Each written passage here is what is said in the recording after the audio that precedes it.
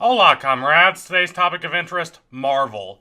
Before diving too deeply into the problems with Marvel movies, I'd like to give a few compliments.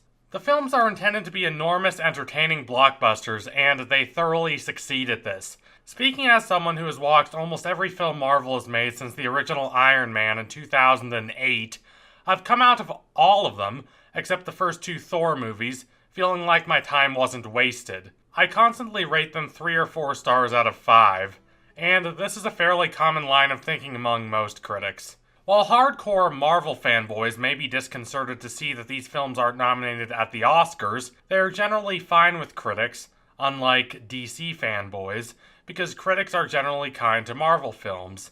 Even many of the anti-Marvel think pieces are less criticisms of the films themselves and more criticisms of their overabundance and their domination of the pop culture landscape.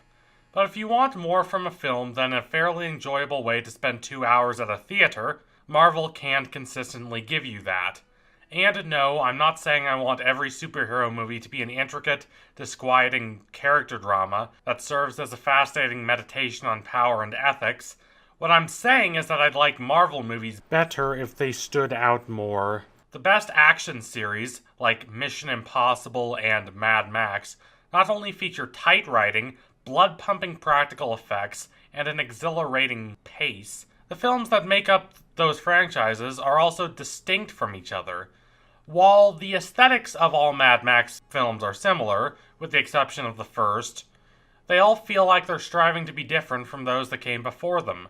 All the Mission Impossible films, likewise, may feature the same fake face trick, but they employ it in different contexts, and the tones of the films differ significantly. My favorite, Mission Impossible Fallout, uses Ethan Hunt's advancing age to make an earnestly grim and subtly heartbreaking film. Many Marvel movies, despite the wildly different characters they feature, tend to feel disappointingly similar.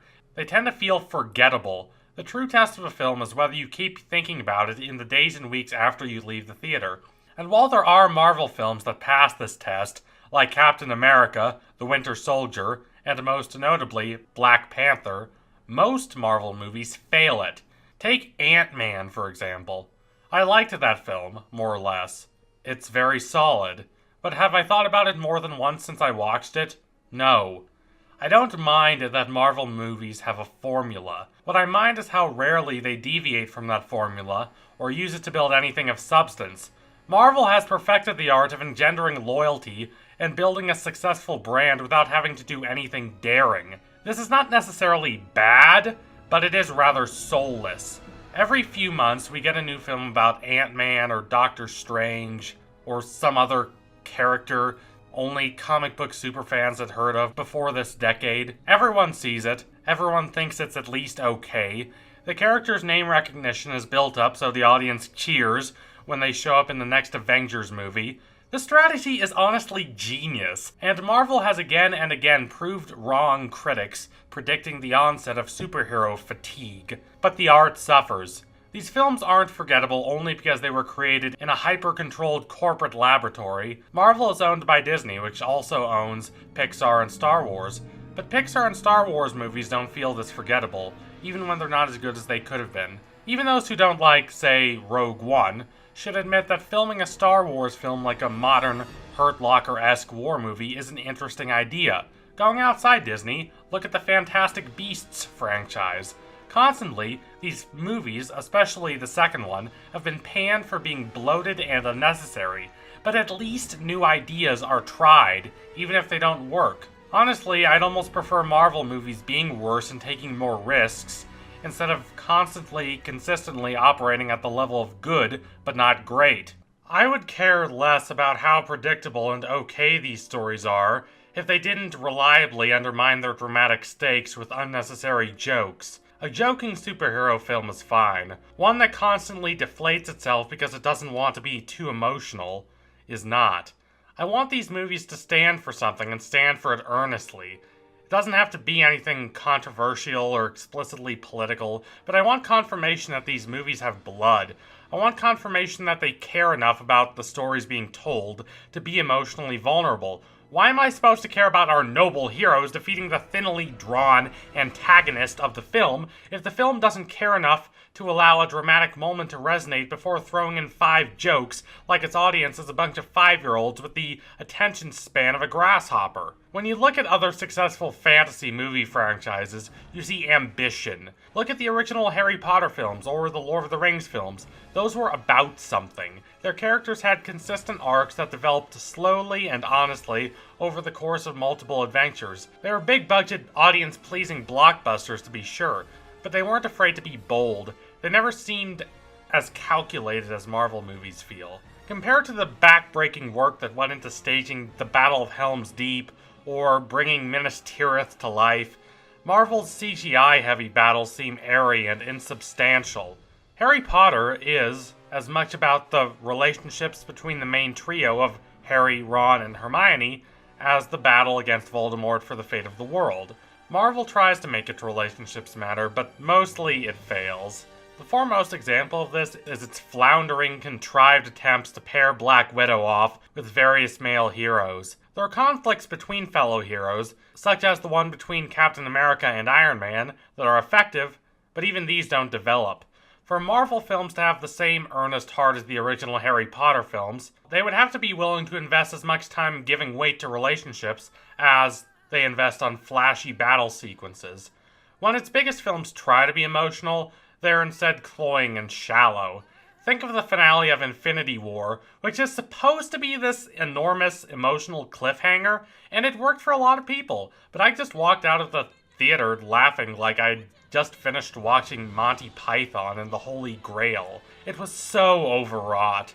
The film wanted deeply to evoke feelings of loss and despair by killing so many characters, but instead it just feels perfunctory at best and embarrassing at worst. It's like watching a 4-year-old try to lie.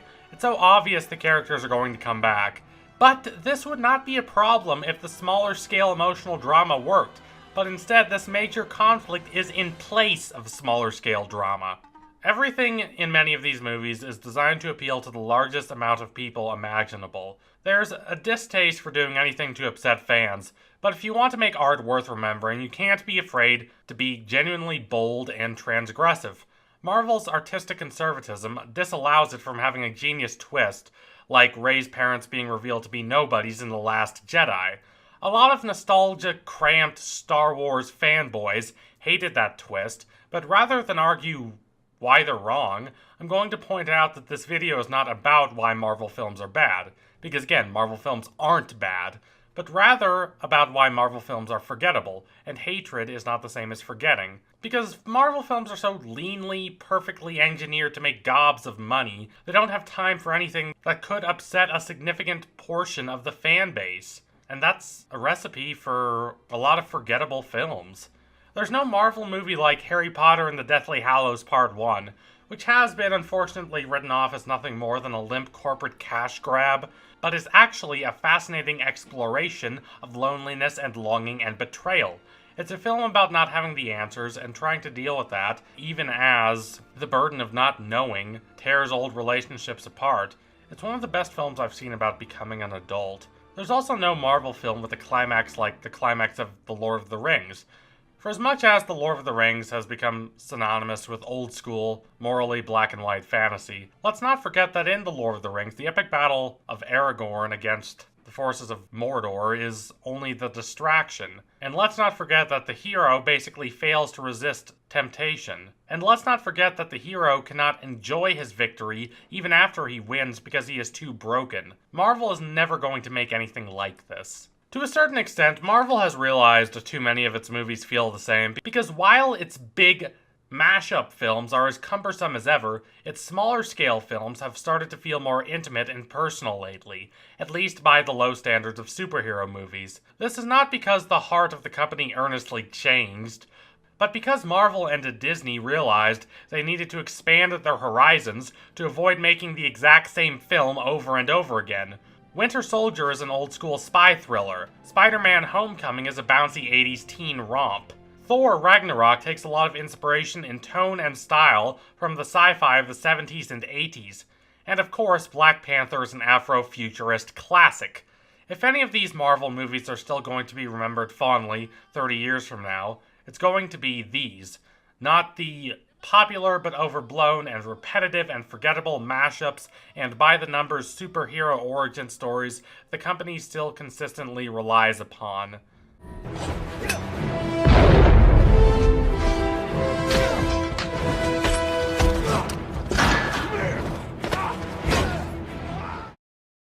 When you're amidst a trend, it feels like it's going to last forever. When Star Wars mania was in full swing for the first time in the 70s and 80s, no one thought these films were ever going to be matched in scale. When almost all blockbusters were vapid CGI-filled disasters in the late 90s, the era of Independence Day and Pearl Harbor and Roland Emmerich's Godzilla, people feared the end had come for sharp, smart, thoughtful blockbusters. When The Lord of the Rings and Harry Potter were dominant, common knowledge suggested lore-heavy fantasy blockbusters based on books would succeed for decades to come. And already we're seeing big-budget superhero films like Justice League underperform. I'm not saying the superhero genre is about to collapse or even decline. No one has ever been better at making more money with enormous blockbusters than Marvel. But one day the genre is not going to be as dominant as it is now. Something else will be riding the zeitgeist. My guess is video game adaptations, which have finally started to turn the corner from being terrible. I suspect in 50 years we'll look back on this whole superhero craze like we look back on the universal movie monster craze of the 30s and 40s, with respect at how the craze shaped the world we live in, but also with slight amusement at just how popular the films were back in the day. We'll treat them with respect, but we'll also think about how far we've come. Anyway, if you liked what you saw today, consider donating to my Patreon so I can produce even more, hopefully unforgettable content. Also, don't forget to like and comment and subscribe, all that imperfect stuff. Adios, comrades!